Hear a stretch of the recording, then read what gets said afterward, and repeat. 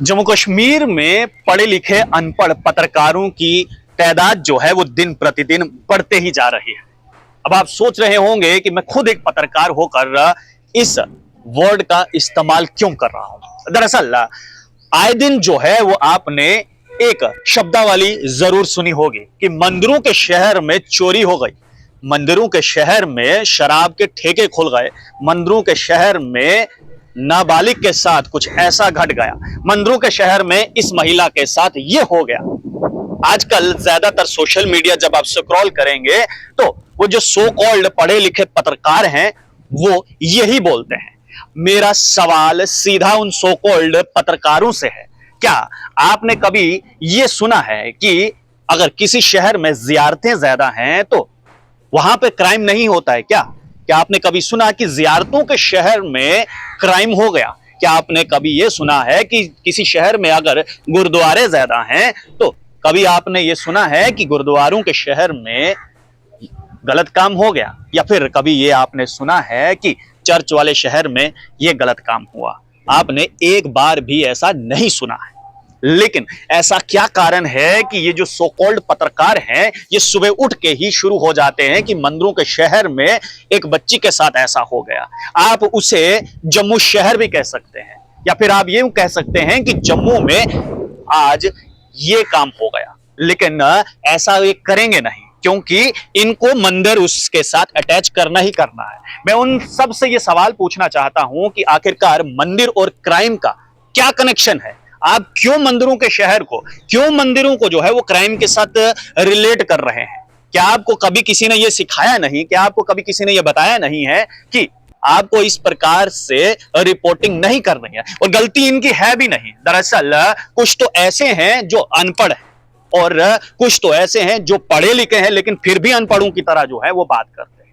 लेकिन सवाल मेरा यहां पर विश्व हिंदू परिषद से है, सवाल मेरा यहां पर बजरंग दल से है, सवाल यहां पर मेरा भारतीय जनता पार्टी से है, सवाल यहां पर मेरा कांग्रेस से है, एनसी से है, पीडीपी से है। क्योंकि तमाम ये राजनीतिक पार्टियां जो हैं, चाहे राजनीतिक पार्टी हो या फिर विश्व हिंदू परिषद या फिर बजरंग दल जो है वो हिंदुओं की बात करती है, एकम सनातन धर्म हिंदुओं की बात करता है। कहां हैं आप लोग जब यहां पर यह बोला जाता है कि मंदिरों के शहर में जो है वो क्राइम हो रहा है, मंदिर को क्राइम के साथ जोड़ा जा रहा है। आप जरा इस बात को ध्यान से सुनिए कि अगर चोरी हो जाती है तो मंदिरों को शहर में चोरी हो गई, इन सो कॉल्ड पत्रकारों को क्या कभी कोई ये पूछने वाला नहीं है कि आपको ये किसने अधिकार दिया कि मंदिरों को शहर में आप ये बोल दीजिए कि चोरी हुई? क्या आप सब जानते हैं कि स्टेट ऑफ टेंपल किसको कहा जाता है? स्टेट ऑफ टेंपल जो है वो कोलकाता राज्य को कहा जाता है। लेकिन कभी भी आपने एक खबर में भी ये सुना कि मंदिरों के राज्य में दुष्कर्म हुआ? एक बार भी आप ऐसा बिल्कुल भी नहीं सुना होगा। लेकिन जम्मू के लोग, यहां के सो कॉल्ड पत्रकार जो हैं वो सुबह उठकर ऐसा ही गुणगान गाते हैं। मंदिरों के शहर में ठेके खुल गए, मंदिरों के शहर में क्राइम ज्यादा बढ़ गया, मंदिरों के शहर में बलात्कार हो गया, मंदिरों के शहर में गोली चल गई। यानी कि मंदिर को आप सीधे तौर पर क्राइम के साथ जोड़ रहे हैं और यह सरासर गलत है।